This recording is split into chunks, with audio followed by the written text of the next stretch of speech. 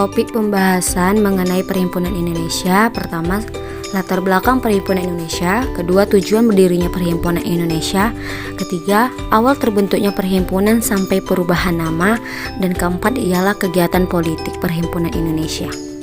Latar belakang Perhimpunan Indonesia. Terdapat 3 faktor yang mempengaruhinya. Yang pertama ialah kondisi sosial politik di Indonesia pada akhir abad ke-19. Hindia Belanda menerapkan politik pintu terbuka yang meningkatkan banyak pemodal asing menanamkan investasinya di Hindia Belanda.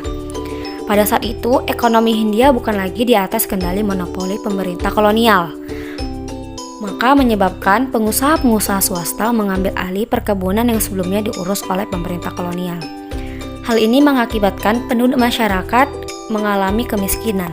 Bisa dilihat pada teori involusi pertanian. 2. Politik etis. Pada akhir abad ke-19, ekonomi Hindia Belanda sedang baik-baiknya, namun berdampak pada penurunan kesejahteraan penduduk. Bersama dengan itu, paham humanisme baru muncul di Eropa. Oleh karena itu, tuntutan-tuntutan mengenai usaha memajukan daerah jajahan bermunculan. Van Deventer seorang pencetus pada kebijakan ini. 3 program Trias Van Deventer yaitu: pertama, irigasi, ialah perbaikan sarana pengairan untuk keperluan pertanian.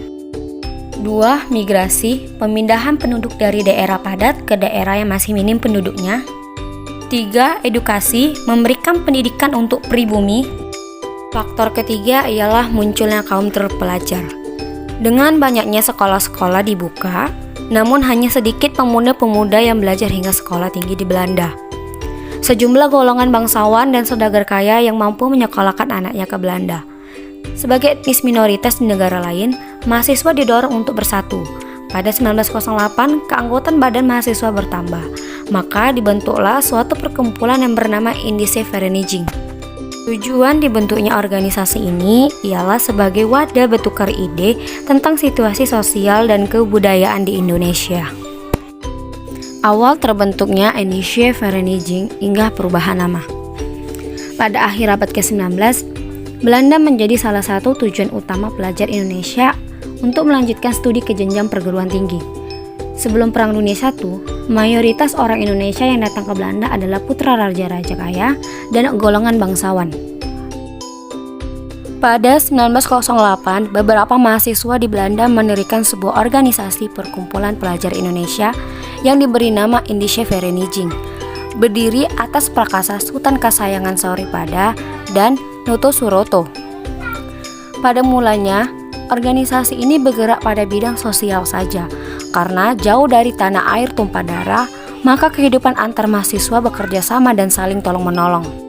Pergerakan dalam bidang sosial tidak bertahan lama, karena sejak tahun 1913 mulai diwarnai dalam pergerakan di bidang politik. Terjadi karena adanya pengaruh dari datangnya tokoh 3 serangkai, yaitu Cipto Mangunkusumo, Dawes Dekker, dan Suwardi Suryaningrat. Mereka ialah pendiri Indische Partis yang dibuang ke Belanda. Sebab-sebab perubahan pergerakan dipengaruhi oleh beberapa faktor. Yang pertama, adanya perubahan kebijakan politik pemerintah di negara jajahan yang ingin menerapkan kehidupan dengan sistem demokrasi liberal, yakni dengan membentuk Volksraad. Yang kedua, selesainya Perang Dunia I tahun 1919, semakin banyak para pelajar Indonesia yang datang di negeri Belanda. Hal ini membuat situasi dan kondisi pergerakan Indische Vereniging lebih terbuka dan sasaran, serta cita-citanya bersifat nasional yang lebih tegas. Organisasi Indische Vereniging menjadi Indonesia Vereniging sebab nama sebelumnya keturunan Belanda itu masih diperbolehkan bergabung karena masih terdapat ada arti India yaitu Indische. Setelah nama diubah menjadi Indonesia, maka anggota yang terlibat hanya dari orang-orang pribumi saja dan kata-kata asing atau bahasa Belanda harus diganti ke dalam bahasa nasional. Pergantian nama ini diperkuat lagi oleh kepemimpinan Ahmad Subarjo. Indische Vereniging yang artinya menjadi Perhimpunan Indonesia. Kegiatan politik Perhimpunan Indonesia. 1. Hubungan dengan komunis. Hubungan Perhimpunan Indonesia dengan komunis telah dilakukan sejak tahun 1913, meski tidak intensif. Ketika Hatta menjadi ketua PI, hubungan keduanya semakin erat. 2. Berjuang dalam liga internasional. Perhimpunan Indonesia semakin intensif mengadakan hubungan dengan mahasiswa Indonesia sejak tahun 1926. Arnold Mononuta dikirim ke Paris sebagai delegasi Perhimpunan Indonesia.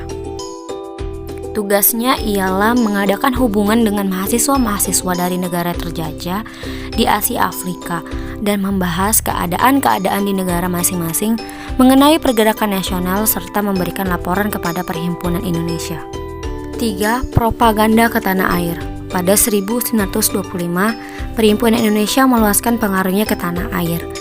Perhimpunan Indonesia mulai mempropagandakan manifesto politiknya melalui anggota telah selesai melaksanakan studi di Belanda dan kembali ke Indonesia. Hatta menganjurkan untuk membentuk suatu organisasi baru yang berhaluan nasional yang mampu meneruskan propaganda Perhimpunan Indonesia. Sejak tahun 1926, organisasi Algemene Studi Club mulai menerbitkan majalah Indonesia Muda sebagai sarana propaganda. Kemudian pada tahun 1927, atas kuasa Soekarno sebagai pemimpin Algemene Studi Club yang bekerja sama dengan Hatta dan Perhimpunan Indonesia mendirikan Partai Nasional Indonesia yaitu PNI.